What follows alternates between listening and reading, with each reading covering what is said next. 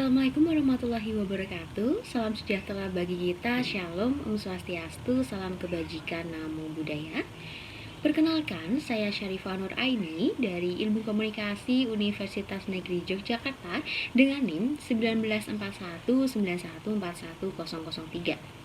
Di sini kita akan mempelajari lebih lanjut mengenai salah satu materi dalam mata pelajaran sosiologi terkhusus pada kelas 10 sekolah menengah atas, di mana nantinya kita akan mempelajari mengenai gejala sosial di dalam masyarakat.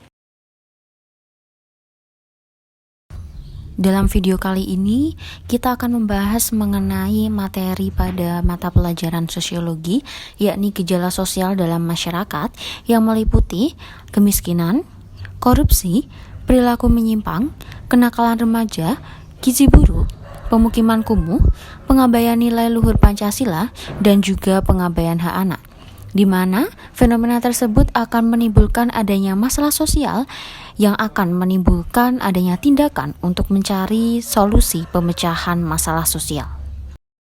Submateri yang pertama adalah kemiskinan. Kemiskinan dapat diartikan sebagai masalah sosial yang senantiasa aktual dan terus berkembang dari waktu ke waktu. Kemiskinan pun ialah fenomena kompleks yang bersifat multidimensi dan tidak dapat secara mudah dilihat dari data angka statistik secara mutlak. Kemiskinan yang berawal dari kesulitan ekonomi dapat berakibat pada timbulnya patologi atau beragam masalah sosial baru di masyarakat. Berdasarkan jumlah penyandangnya, kemiskinan dibagi menjadi dua jenis. Yang pertama kemiskinan massa dan yang kedua kemiskinan non-massa. Kemiskinan massa merupakan kemiskinan yang dialami secara massal oleh penduduk dalam suatu wilayah atau kawasan tertentu.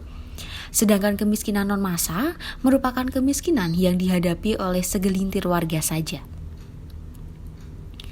Sedangkan berdasarkan penyebabnya, kemiskinan dibagi menjadi tiga jenis. Pertama, kemiskinan alamiah. Kemiskinan alamiah disebabkan oleh daya dukung lingkungan yang tidak memadai untuk menopang kehidupan manusia secara layak. Yang kedua, kemiskinan struktural, kemiskinan yang disebabkan akibat lemahnya sistem atau struktur sosial di masyarakat. Yang terakhir adalah kemiskinan kultural, kemiskinan yang berasal dari merosotnya moral dan mentalitas akibat kebudayaan yang diyakini dan dianut oleh suatu masyarakat. Emil Salim dalam Siagian 2012 mengemukakan karakteristik penduduk yang tergolong miskin, antara lain, penduduk miskin pada umumnya tidak memiliki faktor-faktor produksi, tanah dan modal sendiri. Penduduk miskin umumnya tidak juga mempunyai kemungkinan untuk memperoleh faktor produksi jika tanpa bantuan dari pihak lain. Penduduk miskin umumnya memiliki tingkat pendidikan yang rendah. Penduduk miskin biasanya sulit mengakses fasilitas pendidikan, kesehatan, dan layanan pemenuhan kebutuhan lainnya sehingga hidupnya tidak layak. Di antara penduduk miskin sering terdapat kelompok-kelompok beranggotakan individu berusia relatif muda dan tidak mempunyai keterampilan atau tingkat pendidikan yang memadai. Berikut gambar-gambar yang dapat merepresentasikan mengenai fenomena kemiskinan di dalam masyarakat. Submateri yang kedua adalah korupsi. Sebagaimana yang dikemukakan oleh Herbert Edeter dalam bukunya yang berjudul The Investigation of White Collar Crime, A Manual for Law Enforcement Agency dalam Jaja 2010, bahwa korupsi merupakan kejahatan kerah putih berwujud suatu perbuatan atau serentetan perbuatan bersifat ilegal yang dilakukan secara fisik tetapi dengan akal licik atau terselubung untuk mendapatkan uang atau kekayaan serta menghindari pembayaran atau pengeluaran uang atau kekayaan atau untuk mendapatkan keuntungan pribadi. Menurut Undang-Undang Nomor 31 Tahun 1999 tentang Pemberantasan Tindak Pidana Korupsi dan Undang-Undang Nomor 20 Tahun 2001 tentang perubahan atas Undang-Undang Nomor 31 Tahun 1999 tentang Pemberantasan Tindak Pidana Korupsi, secara garis besar korupsi mencakup 1. Melakukan perbuatan melawan hukum. 2. Memperkaya diri sendiri, orang lain atau korporasi. 3. Menyalahgunakan kewenangan, kesempatan atau sarana. 4. Merugikan keuangan negara atau perekonomian negara. 5. Memberi hadiah atau janji kepada pegawai negeri dengan mengingat kekuasaan atau wewenang yang melekat pada jabatan atau kedudukannya. Sejumlah ahli hukum dalam Jajah 2010 membedakan tindak pidana korupsi menjadi 4, yaitu yang pertama korupsi ekstraktif, korupsi yang mencakup suap dari pengusaha kepada penguasa untuk memperoleh perlindungan dan kemudahan dalam usahanya. Yang kedua, korupsi nepotetik dan kronisme, perlakuan istimewa yang diberikan penguasa kepada sanak saudara dan orang terdekat dalam pembagian aktivitas yang mendatangkan keuntungan sosial, ekonomi, dan politik. 3. Korupsi manipulatif, manipulasi yang dilakukan pengusaha dengan bantuan penguasa untuk mengatur mekanisme kebijakan dan peraturan perundangan. Yang keempat, korupsi subversif, korupsi yang merujuk pada korupsi yang merugikan keuangan negara dan dapat mengancam stabilitas nasional.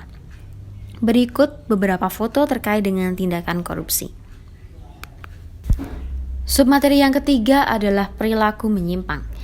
Menurut James W. van der Zanden dalam Sunarto 2008, perilaku menyimpang adalah perilaku yang oleh sejumlah besar orang dianggap sebagai hal yang tercela dan di luar batas toleransi. Sedangkan menurut Robert M. Z. Lawang dalam Setiadi 2011, perilaku menyimpang adalah semua tindakan yang menyimpang dari norma-norma yang berlaku dalam sebuah sistem sosial. Kemudian, menurut Tuti Budi Rahayu dalam Narwoko 2010, perilaku menyimpang adalah perilaku dari para warga masyarakat yang dianggap tidak sesuai dengan kebiasaan, tata aturan, ataupun norma sosial yang berlaku. Secara umum yang digolongkan sebagai perilaku menyimpang oleh Narwoko adalah tindakan yang non-conform, yaitu perilaku yang tidak sesuai dengan nilai-nilai atau norma-norma yang ada. Dan tindakan yang antisosial, yaitu tindakan yang melawan kebiasaan masyarakat atau kepentingan umum. Selanjutnya terdapat tindakan kriminal, yaitu tindakan yang dianggap sebagai perbuatan melanggar hukum karena dapat mengancam jiwa atau keselamatan orang lain. Sedangkan faktor penyebabnya, yang pertama, longgar atau tidaknya nilai dan norma. 2. Sosialisasi yang tidak sempurna. 3. Sosialisasi subkultur menyimpang. Dampak negatif dari adanya perilaku menyimpang adalah yang pertama terkucil, 2. Terganggunya perkembangan jiwa, 3. Rasa bersalah, 4. Kriminalitas, 5. Terganggunya keseimbangan sosial, dan yang keenam pudarnya nilai dan norma. Sedangkan dampak positifnya adalah mengklarifikasi batas-batas moral dan menegakkan norma, menguatkan keutuhan kelompok, dan memberikan kesempatan bagi perubahan sosial. Sedangkan sanksi yang dapat digunakan adalah yang pertama sanksi fisik, yakni sanksi yang mengakibatkan penderitaan fisik pada mereka yang dibebani sanksi tersebut. Kemudian, sanksi psikologis, yakni sanksi yang dikenakan kepada pelaku penyimpangan lebih bersifat pada aspek kejiwaan atau melukai perasaan. Selanjutnya terdapat sanksi ekonomis, sanksi yang berupa pengurangan kekayaan atau pembatasan potensi ekonomis. Submateri yang keempat adalah kenakalan remaja. Menurut Kartini Kartono dalam Kartini 2008, kenakalan remaja adalah gejala patologis secara sosial pada remaja yang disebabkan oleh satu bentuk pengabaian sosial, sehingga mereka itu mengembangkan bentuk tingkah laku yang menyimpang.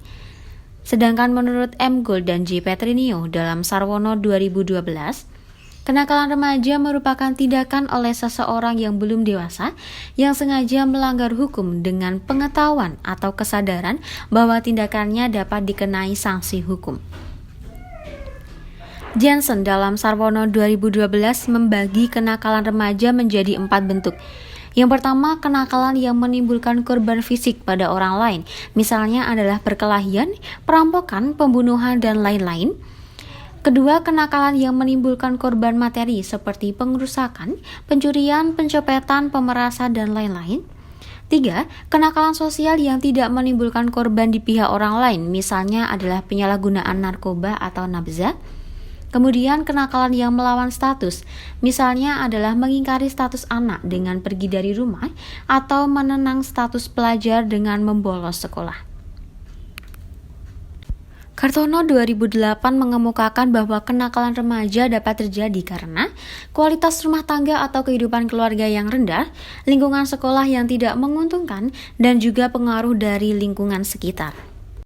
Berikut gambar yang merepresentasikan fenomenanya. Submateri yang kelima adalah gizi buruk. Ketahanan sumber gizi adalah salah satu pilar kekuatan pemerintah yang diatur dengan hukum formal Undang-Undang Nomor 18 Tahun 2012 tentang pangan, yang menegaskan bahwa negara berkewajiban mewujudkan ketersediaan, keterjangkauan, dan pemenuhan konsumsi pangan yang cukup, aman, bermutu, dan bergizi seimbang, baik pada tingkat nasional maupun daerah hingga perseorangan secara merata di seluruh wilayah NKRI sepanjang waktu dengan memanfaatkan sumber daya kelembagaan dan budaya lokal. Pemerintah diharapkan mampu merumuskan suatu kebijakan gizi nasional demi peningkatan kualitas hidup masyarakat dan membangun daya saing sumber daya manusia secara berkelanjutan. Dapat diawali dengan pemetaan asupan gizi masyarakat, agar jelas diketahui kelompok masyarakat mana yang asupan gizinya perlu diperbaiki dan pada wilayah mana banyak ditemukan kasus kekurangan gizi. Berikut beberapa gambar yang dapat merepresentasikan fenomena gizi buruk di Indonesia. Submateri yang keenam adalah pemukiman kumuh. Profesor Dr. Parsudi Suparlan mengemukakan sejumlah ciri pemukiman kumuh, antara lain, fasilitas umum yang kondisinya kurang atau tidak memadai, kondisi hunian rumah dan pemukiman serta penggunaan ruangnya mencerminkan penghuninya yang kurang mampu atau miskin, adanya tingkat frekuensi dan kepadatan volume yang tinggi dalam penggunaan ruang-ruang yang ada. Pemukiman kumuh merupakan suatu komunitas yang hidup secara tersendiri dengan batas-batas kebudayaan dan sosial yang jelas. Penghuni pemukiman kumuh secara sosial dan ekonomi tidak homogen, dan sebagian besar penghuni pemukiman kumuh adalah pekerja sektor informal. Kriteria pemukiman kumuh menurut Direktorat Jenderal Bina Pembangunan Daerah Kementerian Dalam Negeri. Yang pertama, sebagian besar penduduknya berpenghasilan dan berpendidikan rendah serta memiliki sistem sosial yang rendah. Sebagian besar penduduknya berusaha atau bekerja di sektor informal. Lingkungan pemukiman, rumah, fasilitas, dan prasarananya di bawah standar minimal sebagai tempat bermukim.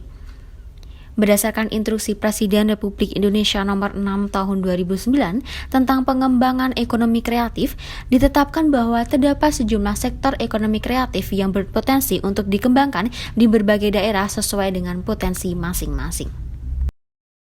Berikut beberapa gambar terkait. Submateri yang ketujuh adalah pengabaian nilai luhur Pancasila.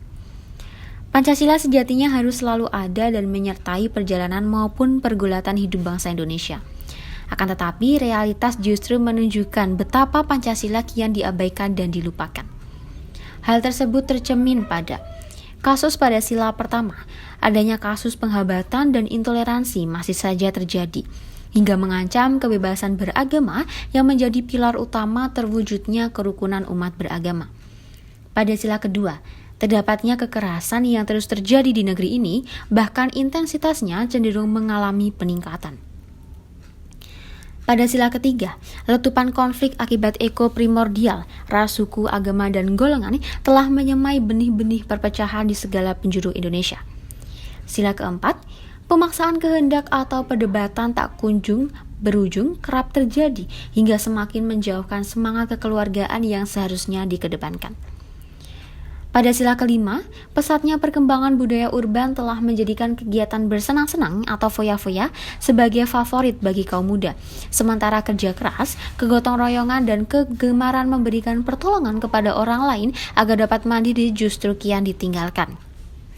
Apakah yang dapat dilakukan oleh kaum muda untuk menghayati kembali nilai-nilai luhur Pancasila? Yang pertama adalah menjunjung tinggi nilai-nilai agama dalam kehidupan sehari-hari. 2. Mengembangkan sikap tidak semena-mena terhadap orang lain dan menjunjung tinggi nilai-nilai kemanusiaan. 3. Memperluas pergaulan demi memperkokoh persatuan. 4. Mengutamakan musyawarah dalam setiap pengambilan keputusan untuk kepentingan bersama. 5. Gemar memberikan pertolongan kepada orang lain sebagai sesama makhluk ciptaan Tuhan Yang Maha Esa. Submateri yang ke-8 adalah pengabaian hak anak.